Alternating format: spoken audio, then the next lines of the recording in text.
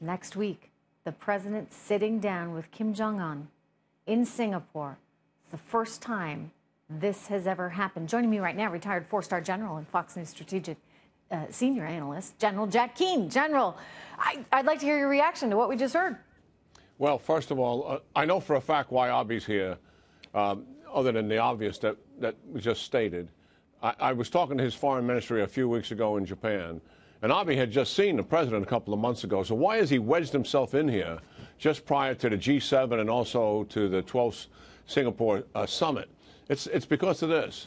He's afraid that the United States, who keeps talking about denuclearization, does not decouple denuclearization from taking down all of their ballistic missiles. That's the concern that they have, that in making the deal, they will allow North Korea to keep some of those ballistic missiles. And it's not just about long range and medium range. Their foreign ministry told me that North Korea's so-called short-range ballistic missiles, by definition, are not short-range.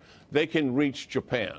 So that is his major issue. He's got a huge political issue at home dealing with the abductees, and that's why he talks so much about it, because it's such an emotional issue among the Japanese people, and understandably so. But the real issue is his security of that island, Japan, and ensuring all those ballistic missiles are coupled to denuclearization. Where do you think the Trump administration is on that? 100% behind it. But because he hasn't heard the language, is what his folks were telling me, Abe said, I'm going to go there and talk to him personally myself, and let's make sure that he truly understands how important this is to us. You know, the president mentioned something which I think is pretty important, in that when you're in these negotiations and you're doing a deal like this, you have to always be willing to walk away. I mean, and he cited, of course, Iran and the former president's unwillingness to walk away because he was so vested in that. How does this president, who now has a ton of pressure on him and a bunch of people that are very quickly going to say, see, I told you it wouldn't work, if he doesn't actually come out of this with some plan towards denuclearization, how does he get this done in a way where we get everything we want and North Korea follows through? Well, I think, you know, you're asking a great question. You know, what are the pressure points on him is what that is.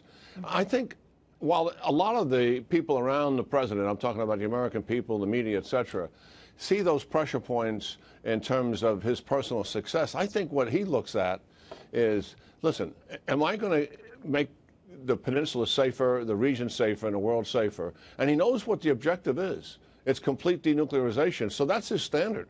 And I think when he thinks about walking away, even though he may be criticized for it, he would rather do that than make a deal like President Obama made. That's why he keeps coming back to the Iranian deal, because it was so lousy. The objective was to make a deal.